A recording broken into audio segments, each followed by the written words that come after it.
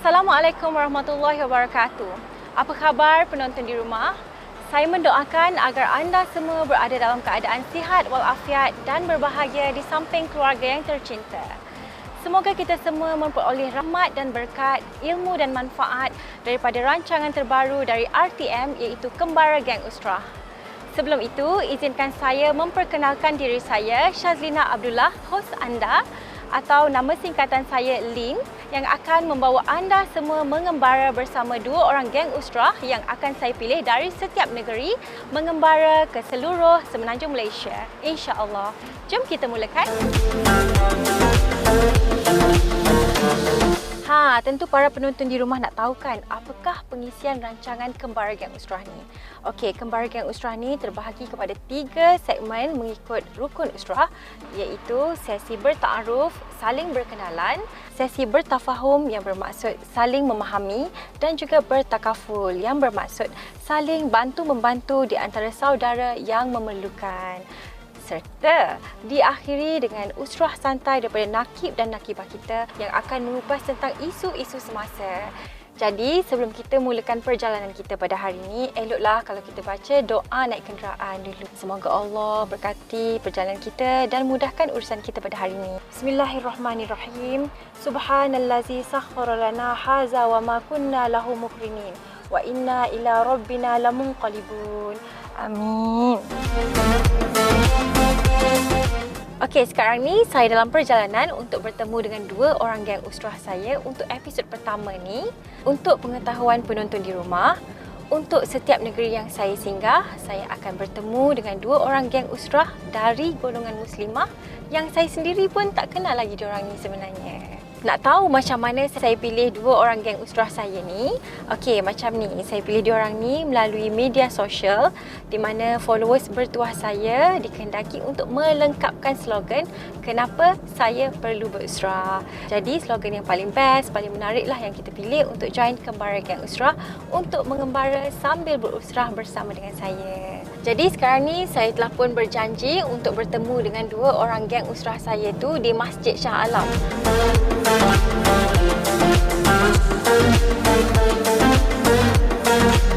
Assalamualaikum. Waalaikumsalam. Alhamdulillah berjumpa juga kita ya. Cantik sangat masjid ni. Korang pernah sampai masjid ni?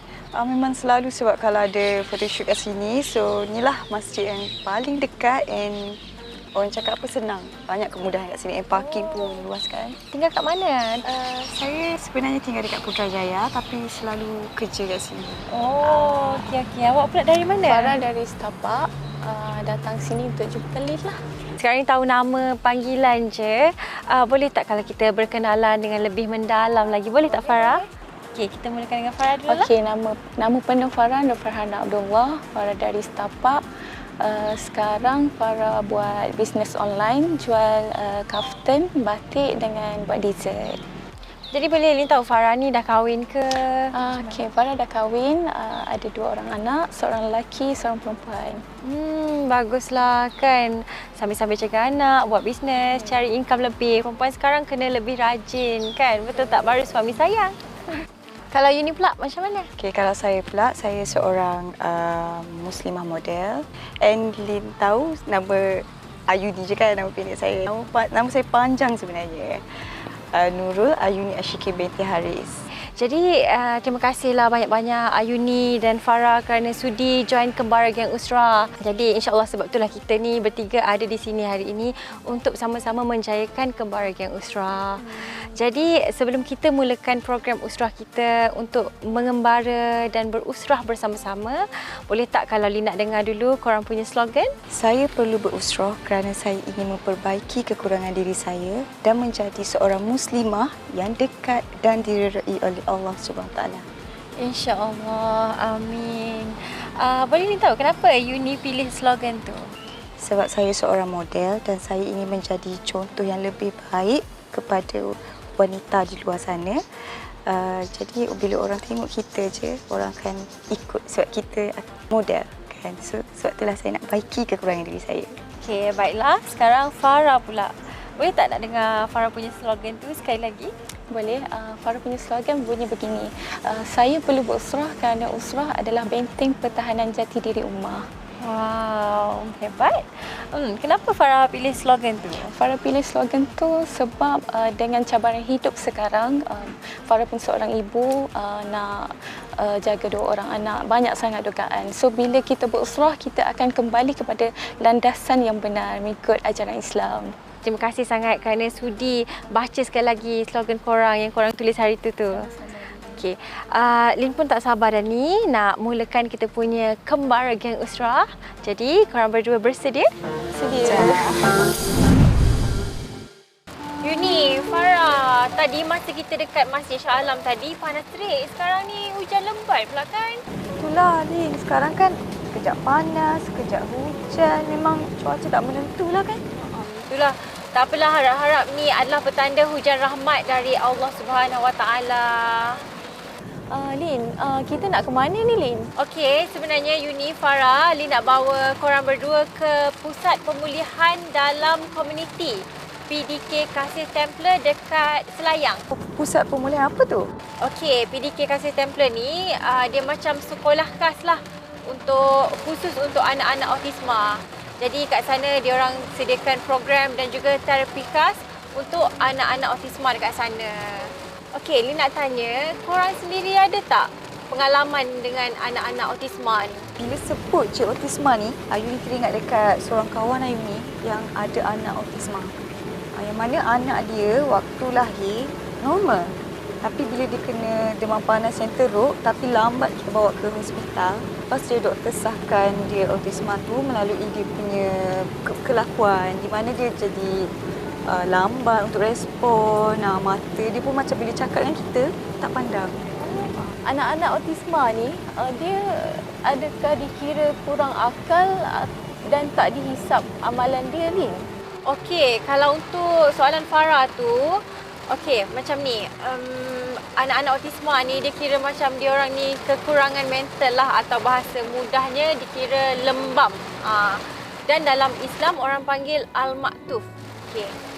Jadi ada satu hadis sahih pasal ni yang diriwayatkan dari Ali bin Abi Talib radhiyallahu anhu, di mana Nabi sallallahu alaihi wasallam bersabda yang bermaksud diangkat qalam, yakni dimaafkan 3 golongan, iaitu anak kecil sehingga dia balik, seorang yang tengah tidur sehingga dia sedar, dan juga seseorang yang mempunyai masalah kekurangan mental sehingga dia pulih. Jadi kalau pasal anak-anak autisma ni memang jelaslah kan, mereka ni mempunyai masalah kekurangan mental. Diorang ni ada masalah komunikasi, masalah social interaction. Fokus diorang pun kurang daripada kita dan macam-macam lagi lah. Okey, Yuni, Farah tahu tak? Anak-anak autisma ni dia ada 3 golongan. 1, autistic disorder. Yang kedua, Asperger syndrome. Dan yang ketiga, pervasive development disorder. Jadi macam mana korang? Boleh tak kita sama-sama bertafahum untuk ke PDK Kasih Templar? Boleh? InsyaAllah boleh sangat, Lin. InsyaAllah sangat, sebab Ayuni pun tak sabar nak belajar pasal autism ni kan. Kita pun nak kenal macam mana anak-anak autisma ni sendiri kan. Dan kita boleh kongsi macam mana nak uruskan anak-anak autisma ni dekat ibu bapa kat luar sana kan.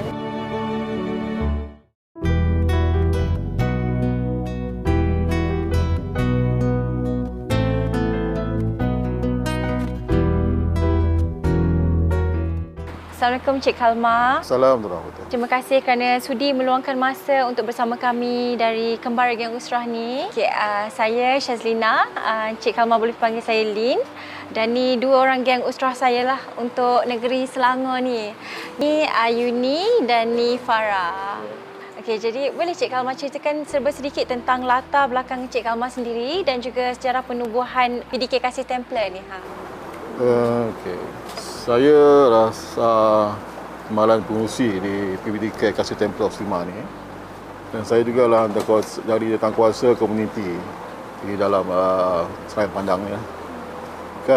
Ditubuhkan pada 1 Ogos 2009 dan beroperasi sepenuhnya mula pada September 2009 dan juga merupakan satu-satunya PDK di Malaysia yang khas untuk autisma. Kalau boleh tahu, pelatih dekat sini dikenakan bayaran ataupun secara percuma? Kita di sini pelatih kita tak kenakan bayaran. Bahkan kita memberi allowance pada pelatih-pelatih di sini. Okey, macam mana pula dengan proses pembelajaran kat sini? Adakah ia bersifat sepenuh masa, separuh masa ke, ada asrama ke ibu bapa hantar lepas tu diorang balik ke rumah ke macam mana? Kalau sini lah sepenuh masa, mana dia datang pagi, sebelah petang, pukul 2, keluarga atau bapa akan datang ambil. Apa ni dari segi akademik pun belajar kat sini lah. Kita di sini kita tak ada macam akademik yang di sekolah-sekolah kebangsaan biasa. Cuma di sini kita mengadakan terapi pemulihan. Tentu macam terapi fizio, dan dari itu kita ada terapi pertuturan. So di mana anak-anak autisma yang tak dapat untuk bercakap, ini kita akan ajar mereka bertutur, belajar bercakap, dan kita adakan terapi fizio bagi anak-anak ya. Kita panggil fisioterapi datang untuk membuat fizio untuk anak-anak di sini. Bila saya masuk, saya tengoklah ni kafe kasih tu rumah cendawan, lepas tu banyak signboard lobster apa semua. Adakah tu projek yang dilakukan bersama dengan anak autisma kat sini ke macam mana tu? Tentang kafe ni dan rumah cendawan dan lobster ni adalah projek PPDK Kasih Templar ni untuk mencari dana, untuk mencari dana tambahan pada PDK ni lah. Jadi ada tak apa-apa pesanan ringkas kepada penonton di rumah yang sedang menonton sekarang ni? Bagi penonton-penonton ya, ataupun ibu bapa yang ada anak-anak autisma ni, janganlah sisihkan mereka. Sebab mereka ni adalah anak-anak istimewa, kurniaan Allah. Anak syurga, boleh katakan anak syurga. Jadi terima kasih banyak-banyak Encik Galma kerana sudi borak-borak dengan kami ni, Kembar Geng Usrah ni. Sama-sama. Assalamualaikum Akak. Waalaikumsalam. Saya Ayuni daripada Geng Usrah. Saya nak temu buat akak. Temu buat akak sikit. Boleh perkenalkan nama? Boleh. Nama saya Siti Rabiah Tadawiyah binti Wahid. Boleh panggil saya Siti. Akak ada hantar anak akak dekat PDK ni lah? Ada. Okey. Dari umur berapa lagi akak hantar? Umur dia 6 tahun. 6 tahun. Sekarang? Sekarang dah 10 tahun. Dah 10 tahun. Ya Allah. So apa perkembangan yang akak nampak? Kita cakap perkembangan positif. Daripada dia mula-mula masuk sampai sekarang umur dia, apa perkembangan? Perkembangan dia banyaklah daripada segi dia bergaul. Lepas tu pergerakan motor halus dia. Daripada segi halus tu sebab dulu dia tak pandai nak pegang pensel. Sekarang dia dah okey lah pegang pensel tu. Kalau menconteng pun dah okey. Pegangan dia tu dah betul. Kalau sosial tu dia dah boleh berinteraksi dengan kawan-kawan semualah. Dia memang sangat friendly. Alhamdulillah.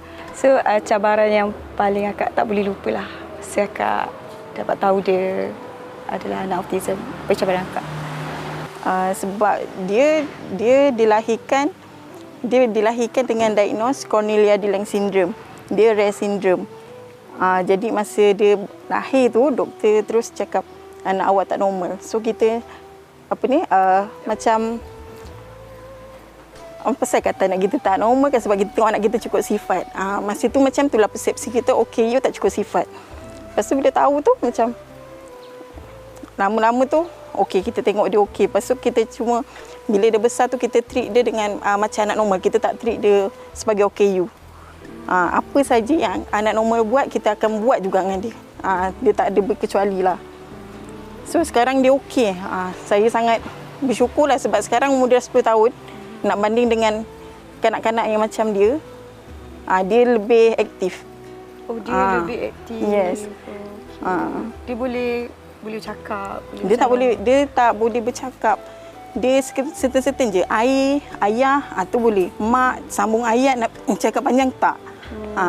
Tapi dia faham sign language, faham arahan. Kalau kita cakap apa saja dia akan faham. Terima kasih sebab sudi share dengan semua orang sana cerita akak ni. So, terima kasih sangat-sangat. Saya pun terima kasih juga. Yeah. Respect sangat.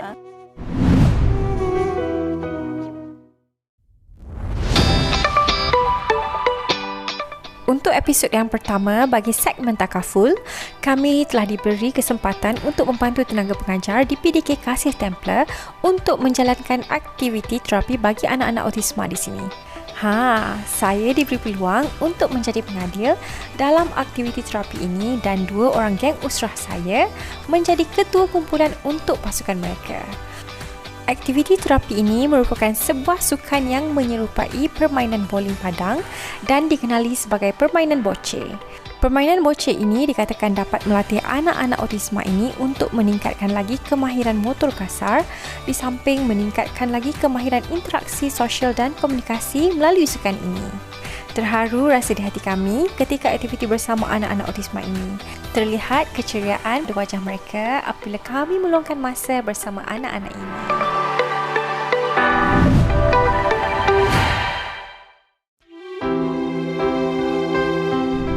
Assalamualaikum warahmatullahi wabarakatuh. Assalamualaikum warahmatullahi wabarakatuh. Apa khabar Ustaz? Alhamdulillah. Okey, jadi saya nak ucapkan terima kasihlah kepada Ustaz kerana sudi menjadi nakib kita pada hari ini dalam segmen Usrah Santai Kembara Geng Usrah. Di hadapan kita ni adalah anak-anak autisma yang belajar di sini dan juga para ibu bapa. Jadi alang-alang Ustaz dah ada kat sini, boleh tak Ustaz kupaskan sedikit tentang topik kita itu ibu bapa jangan bersedih. Jadi bismillahirrahmanirrahim.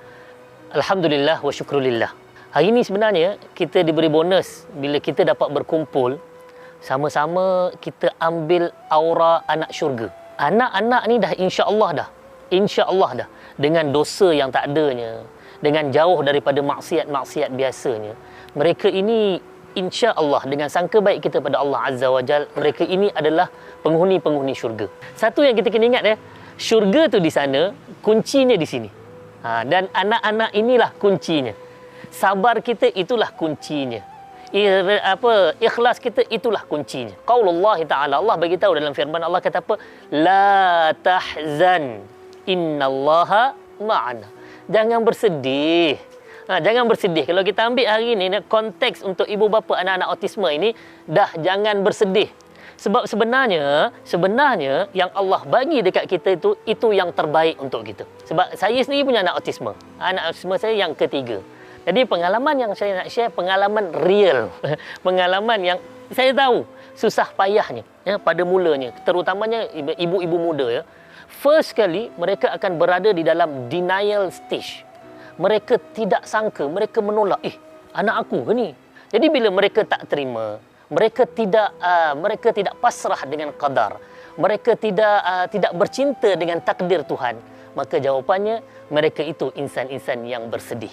Hilangkan sedih anda dengan damai dengan takdir ilahi. Sebab anak-anak autisme ini, Masya Allah, Tabarakallah, mereka itu bukan kekurangan. Mereka sempurna, tetapi kita yang gagal melihat kesempurnaan mereka. Contoh, kalau macam anak saya sendiri, bila kita latih untuk tepati masa, mereka akan tepat kalah orang biasa-biasa. Dan saya mungkin ibu bapa di sini juga kita boleh buang perasaan sedih. Sebab ni satu lagi nak bagi tahu ni. Bukan semua orang dapat anak autisme. Bukan semua orang diberi kelebihan untuk menjaga anak autisme. Allah tidak akan menguji hamba dia kecuali Allah tahu kemampuan hambanya. Jadi Allah dah tengok, Allah kata, ibu bapa ni fulan bin fulan, kamu ni memang layak untuk dapat syurga-ku. Kita pernah dengar tak bila-bila bulan puasa sekarang ni kan, kita akan dengar inna anzalnahu fi lailatul qadr, lailatul qadri khairum min alfi syahr. Satu malam lebih baik daripada 1,000 bulan. Maksudnya apa? Kalau kita tengok daripada pandangan yang lain, kita umat yang Allah nak amalan sikit, ganjaran besar. Amalan sikit, ganjaran besar. Bersyukur dan terima kasih pada Allah. Anda ibu bapa autisme yang buat sikit, ganjaran besar. Cikgu-cikgu, kepada semua yang turut berpeluh, yang turut berpenat, yang turut meraih keringat hari ini untuk membesarkan mereka, semua dapat saham masing-masing. Don't worry. Allah janji dan Allah tak pernah sekali mungkin janji Allah Azza wa Jal. Jadi insya-Allah banyak lagi kita nak share hari ini. Kita nak ambil nafas sekejap sebab kita tengok orang pun teriau juga ni. Okey. Insya-Allah kita sambung dalam next session insya-Allah. Wallahu a'lam. Jadi terima kasihlah kepada Ustaz Aidil dan juga semua yang ada di PDK Kasih Templar ni kerana sudi sama-sama menjayakan segmen Usrah Santai Kembara Geng Usrah pada hari ini. Maka berakhirlah sudah kita punya episod pertama Kembara Geng Usrah, dan saya nak berterima kasih banyak-banyak kepada Encik Kalma kerana memberi kami peluang untuk bersiaran dari PDK Kasih Templar Autisma ni. Saya bagi pihak PDK Kasih Templar Autisma mengucapkan terima kasihlah kepada kumpulan Kembara Geng Usrah kerana sudi hadir ke PDK Kasih Templar Autisma dan yang tu ni anak-anak autisma di PDK Kasih Templar ni. Alhamdulillah, terima kasih. Sangat-sangat banyak ilmu yang kami perolehi, terutamanya tentang anak-anak autisma ni. Dan kepada penonton di rumah, teruskan menonton Kembara Geng Usrah untuk teruskan pengembaraan sambil berdakwah bersama saya, hos anda, Syazlina Abdullah, pada episod-episod akan datang. Semoga kita semua beroleh ilmu, manfaat dan hidayah daripada episod kali ini. Assalamualaikum warahmatullahi wabarakatuh.